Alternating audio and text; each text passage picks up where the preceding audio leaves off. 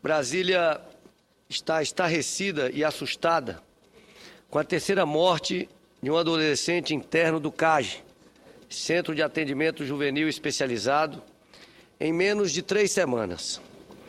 A violência é chocante não só pelos detalhes de crueldade do ato do homicídio, mas pelo histórico de omissão e ineficiência das ações ditas socioeducativas nas unidades de internação da capital do país. O Brasil tem pouco mais de 20 milhões de adolescentes com idade entre 12 e 17 anos. Deste universo, cerca de 18 mil cumprem medidas socioeducativas com restrição de liberdade. O DF é a unidade da federação que mais interna jovens infratores no país, com 29,6 internados para cada 10 mil adolescentes, seguido do Acre com 19,7 e São Paulo com 17,8. Segundo o Centro de Defesa dos Direitos da Criança e do Adolescente, há 28 jovens em centros de ressocialização na capital federal para cada 10 mil habitantes. A média nacional é de 8 para cada 10 mil. Levantamento da Promotoria da Infância e Juventude Infracional de Brasília confirma que jovens da capital federal até mesmo matam em mais quantidade. No ano passado, 180 pessoas foram assassinadas por adolescentes com menos de 18 anos, 50% a mais do que o registrado em 2010. No ano passado, tramitaram pelo Ministério Público do Distrito Federal e Territórios 795 processos relacionados ao uso e ao tráfico de drogas com a participação de adolescentes, um crescimento de 42% na comparação com o ano anterior, quando passaram pelo órgão 558 ações.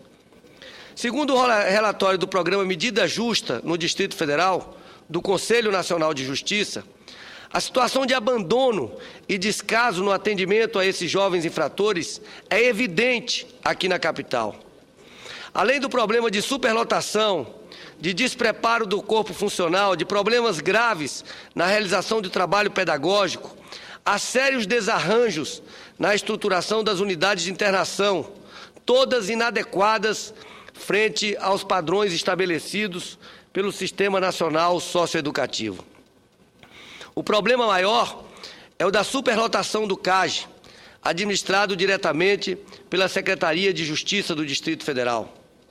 Apesar de contar com capacidade nominal para 160 adolescentes, a instituição mantém cerca de 319 jovens privados de liberdade em suas dependências, que não contam com atendimento individualizado, conforme determina o Estatuto da Criança e do Adolescente.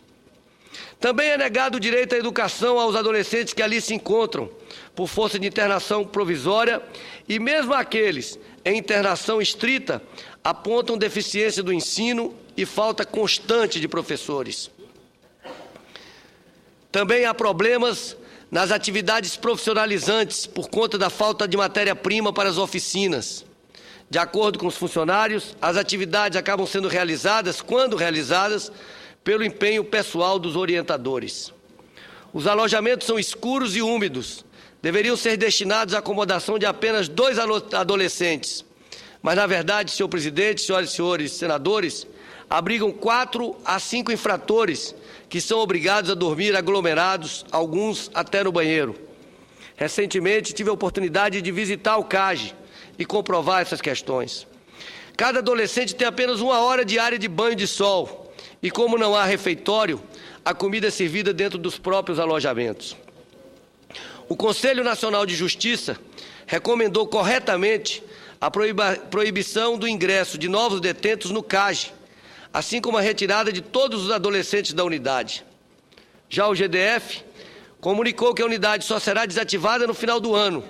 Prometeu transferir os adolescentes para o Centro de Progressão Penitenciária, no CIA, assim como a construção de 3 das 5 novas unidades de internação que serão construídas. Mas até agora nada aconteceu.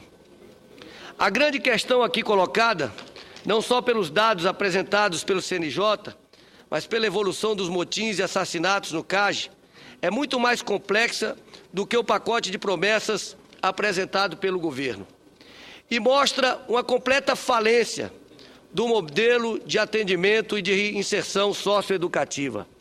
Os dados do Distrito Federal representam um disparate em relação ao restante do Brasil. Transferir esses adolescentes seria uma ação emergencial, mas não uma solução, assim como pensar numa ampliação das unidades a longo prazo. É preciso pensar numa política mais estratégica diante dessa situação, que representa uma verdadeira bomba relógio para a capital do país.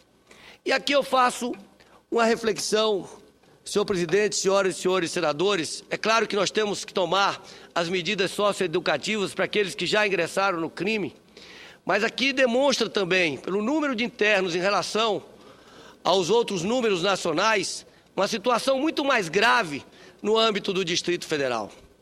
E é impressionante ver, se nós andarmos aqui muito próximos, aqui do centro da capital do país, em cidades, em todas as cidades do Distrito Federal, podemos citar Ceilândia, Braslândia, Gama, Santa Maria, Riacho Fundo, Planaltina, Sobradinho, nós temos pouquíssimas alternativas de entretenimento, de lazer, de cultura, de esporte para os jovens das nossas cidades.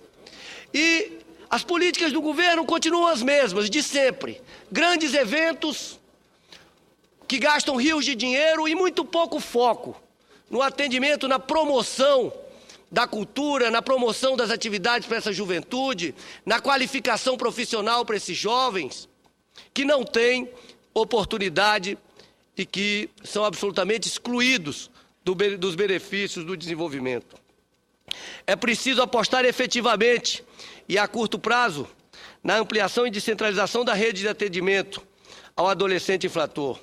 Um atendimento que, de uma vez por todas, desvincule o sistema socioeducativo do sistema carcerário, que contemple assistência individualizada ao adolescente e a aproximação da família, assim como a qualidade da capacitação dos funcionários dessas unidades. O adolescente privado de liberdade não está privado de seus direitos. Ele tem, em qualquer circunstância, o direito de crescer, refletir, mudar e recomeçar. Portanto, é urgente no Brasil a aplicação de duas vertentes de medidas determinadas pela Justiça.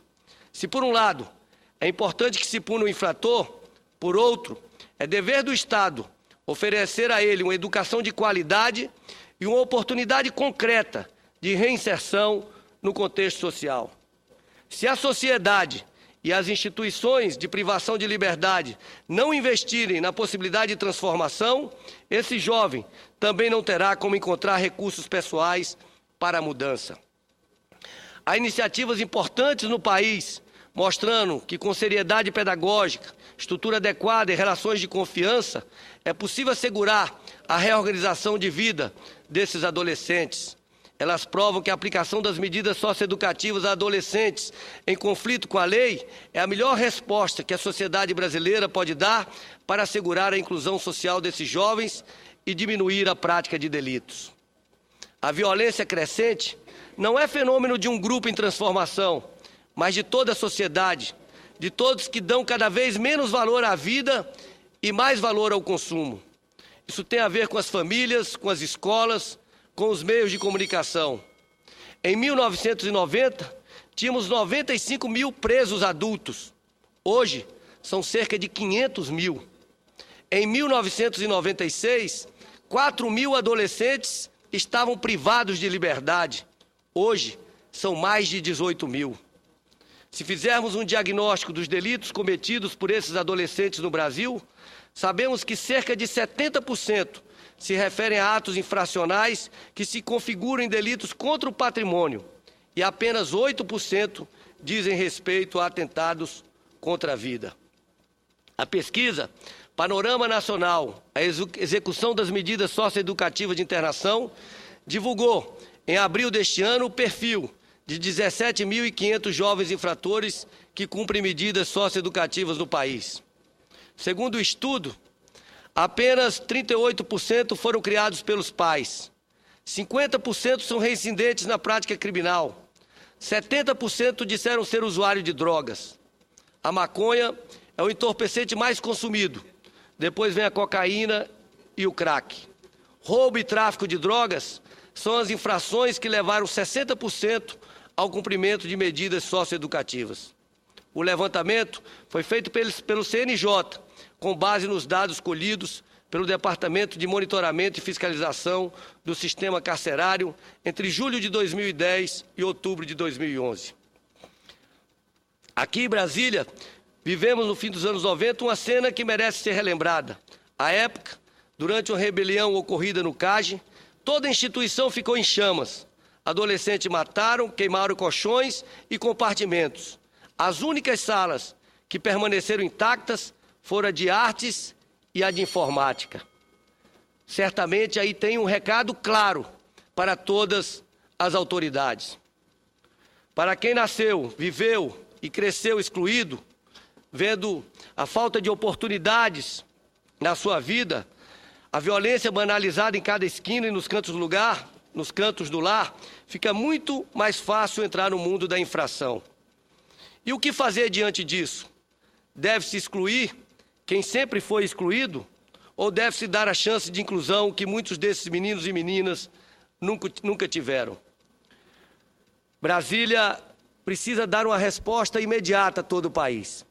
E a resposta não pode ser apenas na revisão do sistema de internação de jovens infratores, mas também na implementação de políticas firmes de promoção da juventude, de qualificação para o trabalho, de atividades de cultura, de esporte, de lazer, de entretenimento, de valor à vida. São essas as questões que a população de Brasília espera e cobra do governo do Distrito Federal. Muito obrigado, senhor presidente.